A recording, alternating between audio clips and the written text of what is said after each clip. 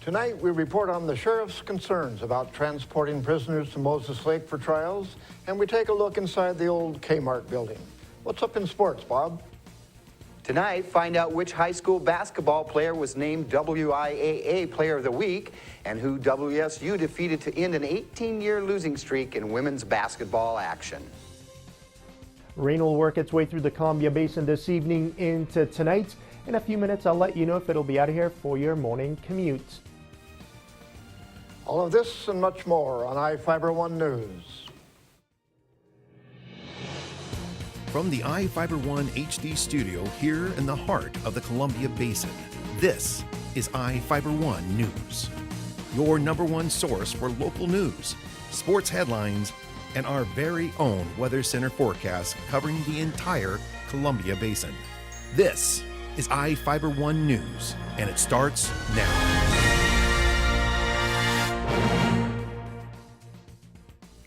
The Grant County Sheriff's Office is concerned about the safety and cost of holding all the district court jury trials in Moses Lake. Sheriff's officials met with District Court Judge Janice Whitener-Moberg, Administrator Barbara Smith, along with Prosecutor Angus Lee, and the Director of Public Defense, Brett Hill. Concerns about potential jurors contacting attorneys, defendants, and witnesses, along with a lack of space, led District Court to end jury trials at the Ephrata Courthouse. All of the jury trials have been moved to the Moses Lake Courthouse on Wheeler Road. Sheriff Tom Jones explained they were more concerned about the effect of the jury trials on the officers who need to stay with the defendant while they are taken to Moses Lake. Transporting an inmate to Moses Lake for a short hearing costs the office 3 hours of overtime and requires officials to find people willing to work overtime. Jones explained the jail staff is stretched thin right now and the office doesn't have the money to add new deputies. Jones said, "At the end of the day, we want to be good stewards and good neighbors and do everything that we can to assist in the process.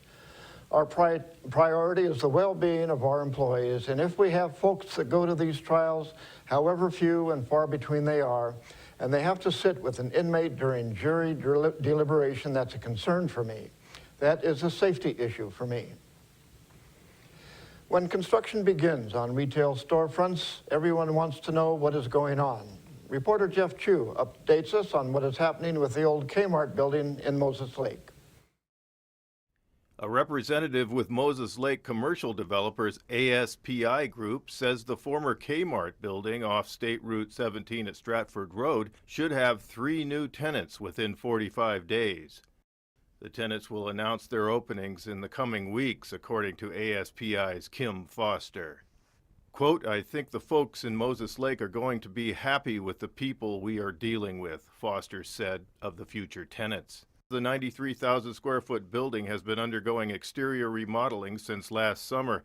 On the exterior, the building just needs some final finish work and a coat of paint when the weather improves, he says. The 3 new tenants to be announced soon will finish the interior space remodeling in time for opening this fall, according to Foster. Contractor for the project, Russell Construction of Spokane, has begun the interior work, and Foster said the new tenants will finish it up for the fall opening. I'm Jeff Chu for iFIBER 1 News. One of the changes across the Moses Lake School District for the 2014 year will be the Columbia Basin Secondary School becoming a middle school with a service area. The Moses Lake School Board has decided that the transition will include renaming the facility and is forming a committee of staff and community members to come up with 3 name options. The 3 names will be presented to the school board for their consideration. It was an odd police pursuit, one that could almost be called polite. 2 men led the Quincy police on a pursuit for 1.5 miles, obeying all traffic laws along the way. What started the chase was when the driver didn't stop for a stop sign and then didn't stop for the police car. The driver went home and got out of the car holding a 1-year-old child, who reportedly ignored police and went inside a house with the help of another man. While police and Grant County Sheriff's deputies waited for a search warrant, the 2 men exited the home and were arrested. Alonzo U. Guerrero Hernandez, a 22-year-old Quincy man, was arrested for suspicion of reckless endangerment in the 2nd degree, resisting arrest, and obstructing a public servant.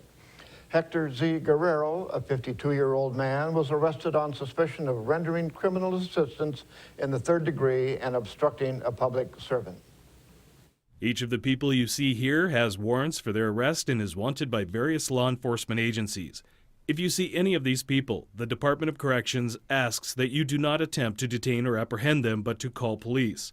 You can also call the Department of Corrections at 509-764-6180 during the day or 509-762-1160 after 5 p.m. We'll be right back after this.